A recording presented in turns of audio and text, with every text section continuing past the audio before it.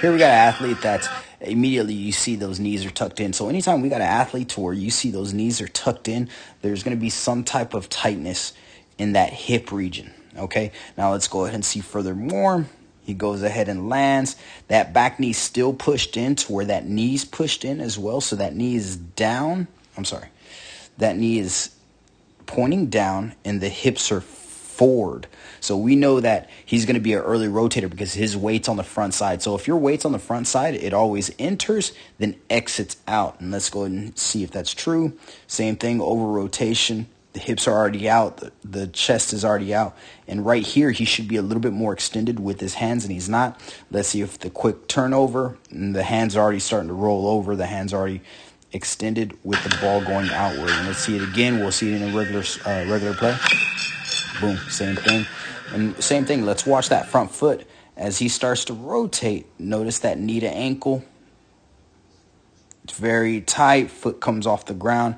Then we go furthermore, okay? So what we're going to do is immediately we try to correct him on his posture, try to tell him, hey, get 50-50, try to get that back knee outside the body. But you could even see when he lands that the knee's tucked in, and the same thing, the hip and everything's curled in because he's trying to create a coil with the unstable backside. And if that back leg's stable, everything needs to be stacked on a column. So we need to get more of the knee rotated to this, more of the hip rotated to this, more of the shoulder rotated to that column of the foot, okay? So everything's pressed in, pressed inside his body. So when you're pressed inside your body, you have to externally rotate, which means turn everything to that front side out, okay? So we talked to him about his position, try to get his pelvis back. Then immediately we're going to put this guy on the blocks because the blocks is the only thing, as you see, now we're a little bit more to those columns. You see that foot, and you see the knee position is a little bit more to those columns, so he's able to stay grounded. He's able to and watch immediately. As soon as he makes his first couple of swings, he's able to get the extension on his hands, and that was a good swing. But look at the extension of the hands are forward, okay? And the same thing, these are regular play. Boom.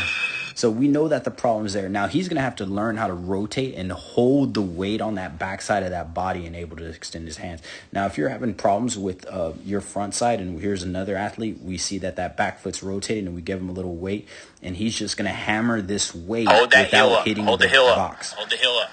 So you see that hip's not rotating, but he's working his body. And the same thing, we're going to give him a short, heavy bat in order to rotate. That back foot's rotating, and we're going to see how much he could keep his pattern without rotating that hip. These are going to be a quick progression.